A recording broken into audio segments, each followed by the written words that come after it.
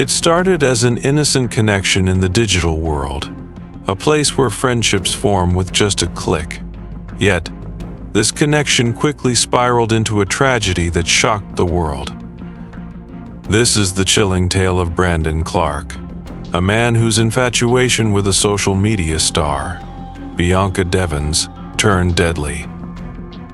Bianca, a young and vibrant Instagram personality, had no idea how dangerously obsessed Brandon had become with her. Their paths crossed online, where Brandon's harmless admiration turned into an unhealthy fixation. What began as an online friendship would end in an unimaginable act of violence. Bianca was known for her cheerful and outgoing personality on social media, where she shared parts of her life with thousands of followers. To her, social media was a place of connection, a way to meet new people and interact with fans who supported her. But one person, Brandon Clark, began to look at Bianca not as an idol to admire, but as someone he believed he was entitled to.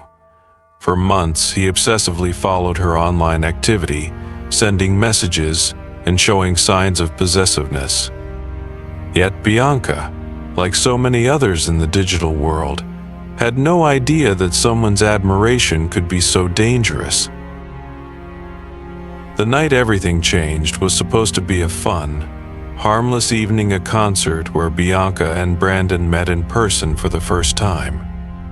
To anyone who saw them together, it seemed like a normal outing. But underneath the surface, there were cracks in their connection.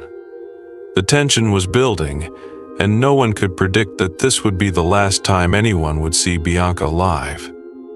The events that would unfold that night would forever alter the course of their lives. Bianca Devins was not just any social media personality, she was an influencer who had built a supportive community of fans. She was active on Instagram, Discord, and other platforms, where she often shared photos, stories, and updates about her life. She had a knack for making her followers feel connected to her, and many admired her for her openness and positive energy. It was through these platforms that Bianca unknowingly caught the attention of Brandon Clark. Brandon Clark was like any other follower at first, interacting with Bianca's posts and occasionally leaving comments. But over time, his interest grew into something much darker. He began to send her personal messages, many of which were ignored or brushed off. However, for Brandon, this wasn't just admiration, it was an obsession. His messages started to take on a more intense tone, and he began to express his desire to be more than just a follower. Bianca, busy with her online community, probably didn't realize the depth of Brandon's feelings for her. But Brandon's obsession grew. He began to craft social media posts about her, not just expressing his admiration but hinting at his overwhelming attachment. The more he communicated with Bianca, the more he expected her to acknowledge him. As time passed, Brandon started showing up more in her feed and at events where Bianca was present, even though she did not engage with him the way he hoped. His sense of entitlement to her attention grew, as did the dark thoughts brewing in his mind. In the months leading up to the concert, Brandon's online posts started to include disturbing hints of his fixation, signs that no one took seriously at the time, but which would later reveal the terrifying reality of his obsession. On the night of July 13th, 2019, Bianca and Brandon attended a concert together. It was a chance for them to meet in person, and although their connection had been mostly online, there was excitement in the air. To outsiders, everything seemed normal. Bianca and Brandon were both laughing, talking, and enjoying the music. But behind the scenes, things were not as they seemed. There was tension, and it began to surface when Bianca interacted with another friend at the concert. This was enough to spark jealousy in Brandon. After the concert, the mood between them shifted. Brandon's anger began to boil over. Bianca, like many young people, had no reason to suspect that the situation had escalated to a dangerous level. To her, it was a simple disagreement, a misunderstanding between two people. But for Brandon, this minor interaction set off a storm of emotions. He was no longer in control of his thoughts. The feeling of betrayal and jealousy overwhelmed him. Brandon had been planning for this night for some time. He had brought a knife with him, an item he kept hidden until the moment was right. As he and Bianca made their way through the parking lot, their argument intensified. What started as a small conflict soon escalated into a life-altering moment for both of them. In a sudden, unhinged act, Brandon attacked Bianca. She never saw it coming. In that moment, the quiet obsession turned deadly.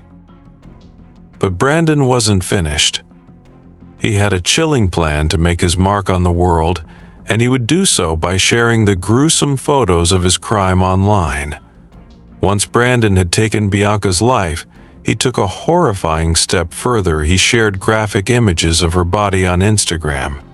These photos, which showed Bianca's lifeless form, began to spread quickly across the internet. What was supposed to be a private tragedy for her family and friends turned into a viral spectacle. Shock and horror rippled through the online world as people saw the graphic images and realized what had happened. The immediate aftermath was chaos. Bianca's family was devastated, and the authorities were faced with the horrifying task of removing the images from social media. Instagram, in particular, came under intense scrutiny for its delayed response. Despite the images being flagged, they remained visible for hours, adding to the agony of Bianca's family, who had to endure the viral spread of their daughter's death. The emotional impact of this was immeasurable. Not only did the crime shock those who knew Bianca personally, but the world now had to grapple with the reality of such violence being broadcasted online for anyone to see. As the images circulated, questions started to rise. How could something like this happen in such a public way? The crime was no longer just about the loss of one young woman. It was a grim warning about the dangers of social media obsession and the growing issue of harmful content online. For Bianca's family, the tragedy was compounded by the fact that her final moments were being shared with the world, further perpetuating their grief. Brandon Clark's arrest came soon after the murder. Police found him at the crime scene, attempting to end his own life. But instead of dying, he was arrested and taken into custody. When questioned, he confessed to the murder, explaining his actions with chilling detachment. Brandon revealed in his confession that he had been planning the crime for some time. His obsession had grown to such an extreme level that he believed he could no longer live without Bianca's attention. In his diary, Brandon had written about his feelings toward Bianca, his desire to control her, and the belief that he was the only one who truly understood her. His actions were a stark example of how obsession can blur the lines between admiration and possession.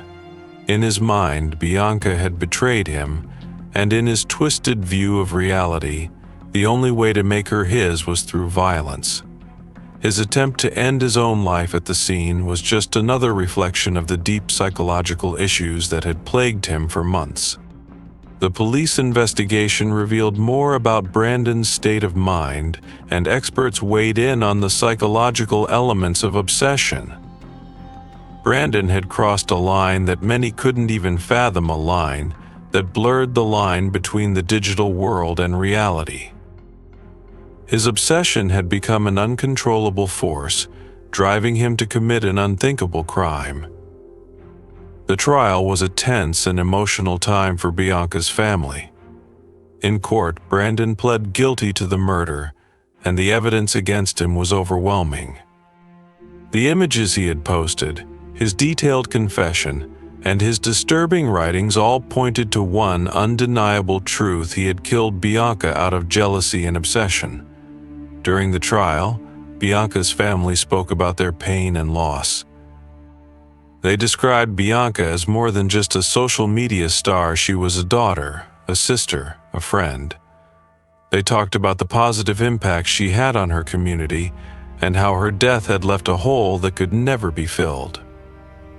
The emotional toll on her family was evident, and the courtroom became a place for them to express their grief and fight for justice. Brandon was sentenced to 25 years to life in prison, with no possibility of parole before 2044. The sentence was a small measure of justice for Bianca's family, but no amount of time could ever bring her back. Brandon's conviction served as a painful reminder of the consequences of unchecked obsession and the power of social media to shape and sometimes destroy lives. The fallout from Bianca's murder exposed major flaws in how social media platforms handle harmful content. The graphic photos of Bianca's death remained visible on Instagram for far too long, and public outrage grew as people demanded action. Social media companies came under fire for their slow responses and lack of effective content moderation.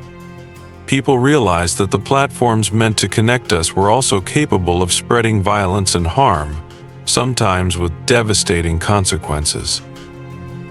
This case served as a stark warning about the dangers of oversharing online. While social media allows us to connect with others, it also opens the door for individuals to become fixated and obsessed. In Bianca's case, what should have been a harmless connection became a fatal one. The murder highlighted the need for stronger protections against cyberstalking, harassment, and harmful behavior in the digital world.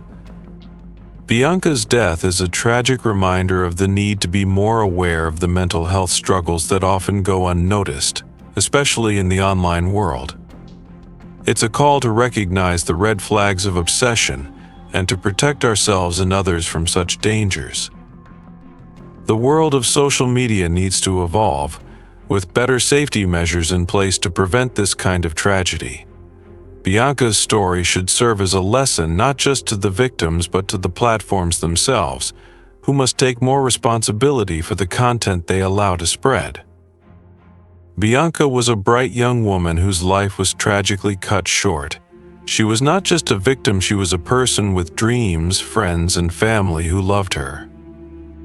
Let her story be a reminder of the importance of safeguarding both our online and offline spaces, so that no one else becomes the target of a dangerous obsession.